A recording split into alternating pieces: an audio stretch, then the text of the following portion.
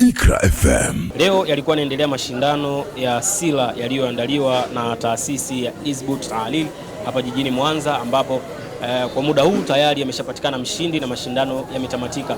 Hii imekuwa ni furaha kubwa kwa wewe mzazi ambaye ulikuwa umefika hapa na umetazama kuanzia mwanzo mpaka mwisho namna ambavyo watoto wamesoma na wamezungumza. Nipo na miongoni mwa wahusika ambao yeye alikuwa ni MC, lakini pia atatueleza namna ambavyo amejisikia, fahari yake kubwa ni jinsi gani, lakini pia tumeona akienda kuzawadia yeye kama mwenye taasisi ama yeye kama ni mtu wa taasisi, lakini pia anazungumza vipi na jamii hasa na kuendelea na mashindano haya. Asalamu alaykum. Wa alaykum salaam. Haina kushikia shewangu. Naam. Furaha imekuwa ni kubwa sana. Naam sheikh. Alhamdulillah wassalatu wassalamu ala rasulillah mabad. Ama baada ya kumshukuru Mwenyezi Mungu Subhanahu wa Ta'ala na kumtakia rehema bwana mtume Muhammadin sallallahu alaihi wasallam, tunamshukuru Allah Subhanahu wa Ta'ala kwa kutujalia kuweza kumaliza vyema mashindano yetu haya ya sira ya bwana mtume Muhammadin sallallahu alaihi wasallam, mashindano ambayo yameandaliwa hasa na harakati ya Hizbut Tahrir Tanzania katika mkoa wa Mwanza, ambayo kama walivyosema wasemaji kwamba mara nyingi huwa hatuyafanyi ndani ya mwezi mtukufu wa Ramadhani, yanakuwaga nje ya mwezi mtukufu wa Ramadhani, na mara nyingi hasa yanakuwa katika mwezi wa mfungo sita, mwezi ambao wale wengi husherehekea mazazi ya bwana mtume Muhammad sallallahu alaihi wasallam, lakini kwa sababu ambazo ziko nje ya uwezo yakalazimika tuyasukume mpaka kufikia mwezi mtukufu wa Ramadhani, na leo hii na muda kama huu ndio yamemalizika na ndio kilele chake. Tunamshukuru Allah Subhanahu wa Ta'ala kwa maustadhi wa madrasa ambao wanafanya juhudi kubwa ya kupika kizazi hiki ambacho tunakiona leo hii. Ukiangalia katika jamii, kizazi chetu hasa vijana hawa miaka kuanzia 25 kushuka chini, walio wengi katika akili zao, katika fikira zao hawana misingi ya dini, lakini tunamshukuru Allah kwa uwezo wake kwa kuwajalia walimu kuweza kuwashika wanafunzi wachache, kwa sababu leo ukiangalia mathalan wanafunzi walioshiriki katika marhala ya pili, asilimia kubwa ni vijana ambao wako sekondari.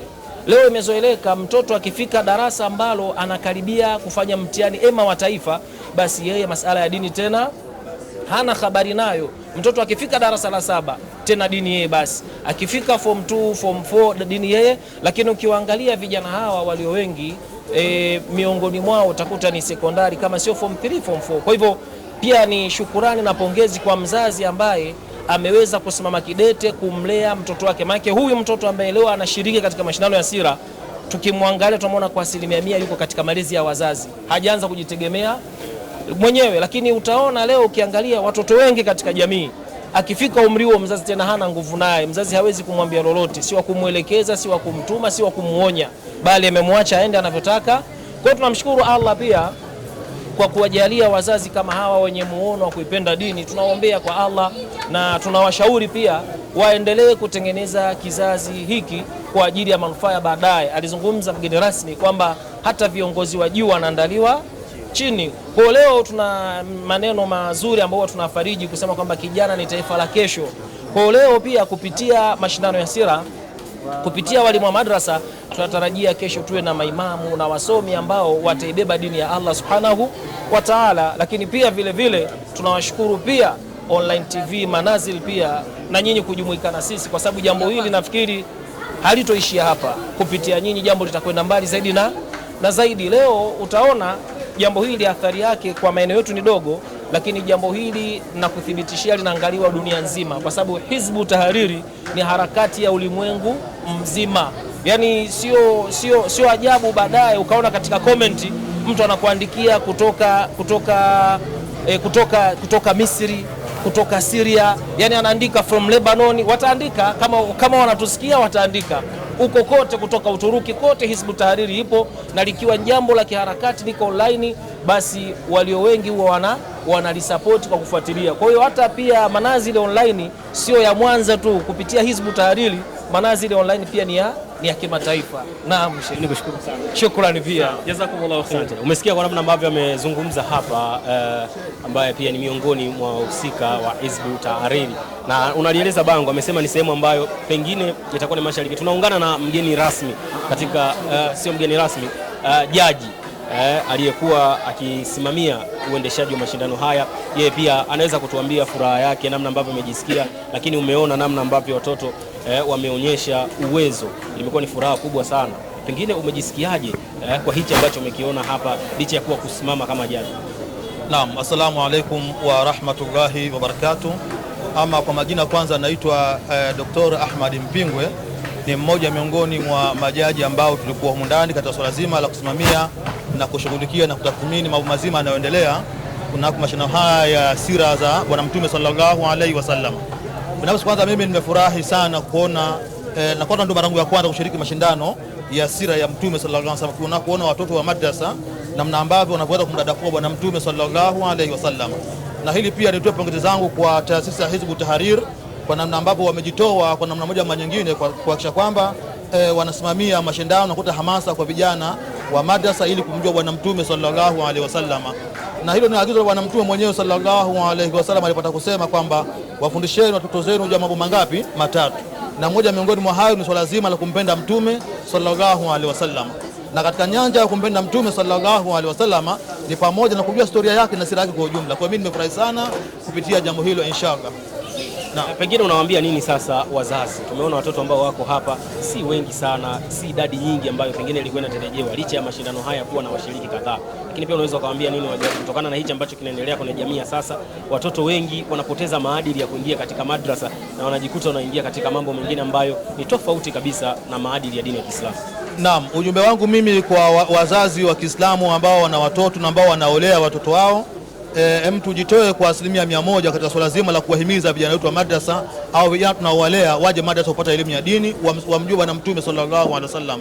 Kama jamii itakuwa haimtambui Bwana Mtume sallallahu alaihi wasallam, haijui sira ya Bwana Mtume sallallahu alaihi wasallam, basi jamii hiyo inakuwa jamii yenye kuharibika, inakuwa haina maadili, inakuwa ni jamii ya hovyo. Lakini kama wazazi watajitoa kwa 100% kuhakikisha kwamba wanalipambania hili, lakini pia kwa kushirikiana na walimu wa madrasa na kuwahimiza watoto zao, basi inshallah Bwana Mtume sallallahu alaihi wasallam tuna hakika historia yake na maisha yake mazima yataenea katika kila mji wa Kiislamu. Mimi nikushukuru.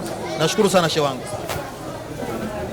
Unaikata kwanza kaka, unaikata afu tunaendelea, unaikata afu sawa. Au utaiunga? Okay, asalamu alaykum. Asalamu wa rahmatullahi wa barakatuh. Karibu sana, lakini pia imekuwa ni fursa kubwa kusimama kama jaji katika mashindano haya. Pengine umeondoka na kipi ambacho umekiona kwa vijana wamekifanya na hasa mshindi wa kwanza? Nilichokiona mimi hapa kwa kweli mambo makubwa. Mshindi wa kwanza anasoma kwa confidence, kwa kujielewa, kwa kujiamini, lakini kafikisha kitu ambacho ndio kishi kilivyo katika vitabu, lakini pia vile vile makhrajul huruf, yani anavitamka yale maneno katika sira. Kwa kweli nimefurahi, kwa kweli tumefurahi sana.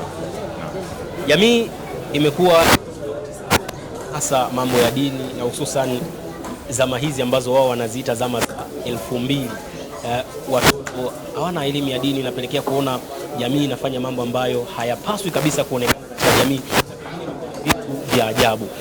Ujumbe wako ndani ya Ramadhani, mwezi mtukufu ambao Qur'ani ilishuka na Qur'ani inatakiwa isome ndani ya mwezi mtukufu wa Ramadhani, hasa kwa hawa wazazi ambao hawaamini kuwaleta watoto wao wajifundishe ndani ya elimu ya madrasa?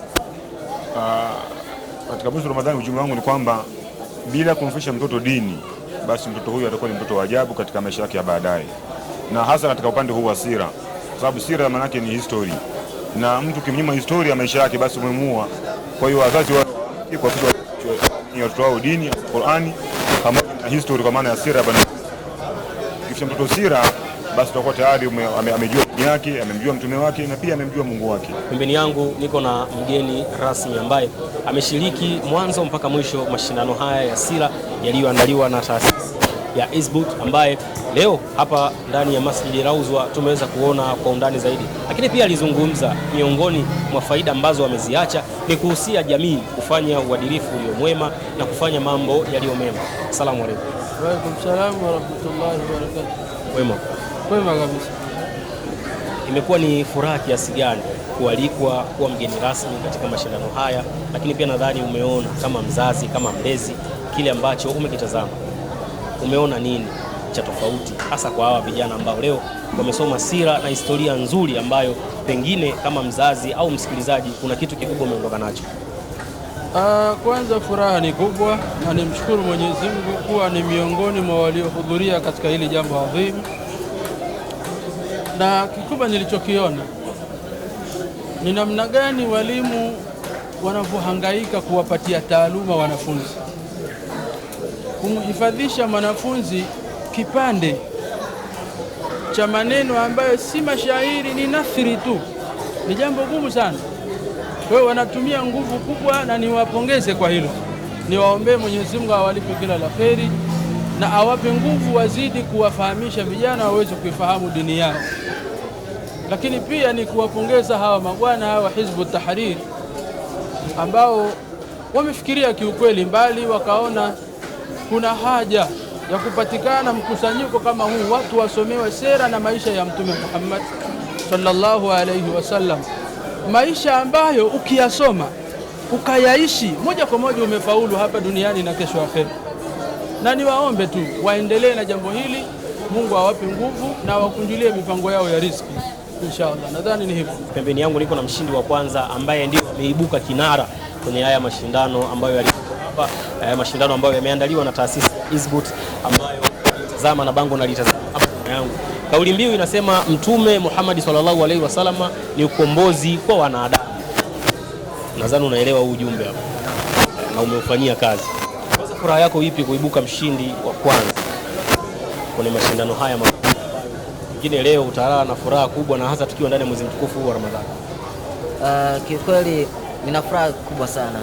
Ningependa kumshukuru Allah kwa kunifanya kuwa nimeibuka mshindi, kwa sababu sio kwa juhudi zangu peke yangu, bali ni Allah amenipa uzito wa kuweza kufanya. Na pia ningependa kuwashukuru walimu wangu kwa kunikazania kwa kusoma. Hivyo najisikia furaha sana. Hapa Mwanza eneo gani? Nakaa maeneo ya Majioni. Pengine sasa una wazazi, una walezi, unawaambia nini ambacho natakiwa waendelee kukupa wewe ili uendelee kuwa msingi bora katika dini ya Kiislamu, lakini pia kuhifadhi vitu vingi, si hapa tu, kuendelea kuhifadhi vitu vingi na vikubwa? Kwanza mimi naishi na mama tu, ambaye ni mama kikweli, ambaye ananipenda, na ni mama ambaye huwa ananisukumu sana kwenye kuisoma dini. Namshukuru kwa hilo. Mama yangu hajawahi kuacha kunipiga kwa sababu ya kuacha swala, hajawahi kuacha kunipiga kwa sababu kwa nini sijaenda madrasa. Hivyo namshukuru sana mama kwa kunilea kwa mazingira hayo. Hivyo nawashauri hata vijana wenzangu ambao wako kwenye rika kama rangu hili, ambao hawapendi kuisoma dini, waisome dini, wamjue Allah, wamjue na Mtume sallallahu alaihi wasallam. Vitu kama hivi sio lazima uende kwa vipate gereji, uende uwe na vyeti makubwa ili uweze kuyapata. Kuisoma dini tu wanasema pia ni ajira. Ndio furaha yako sasa kwa wakazi wa Mwanza, lakini pia kwa wanafunzi wenzako? Nina furaha sana, nina furaha kubwa sana kiukweli, sio kwangu mimi tu, hata kwa mshiriki aliyeshika namba 2 katika madrasa yetu pia. Naamini pia naye pia ana furaha. Iqra FM.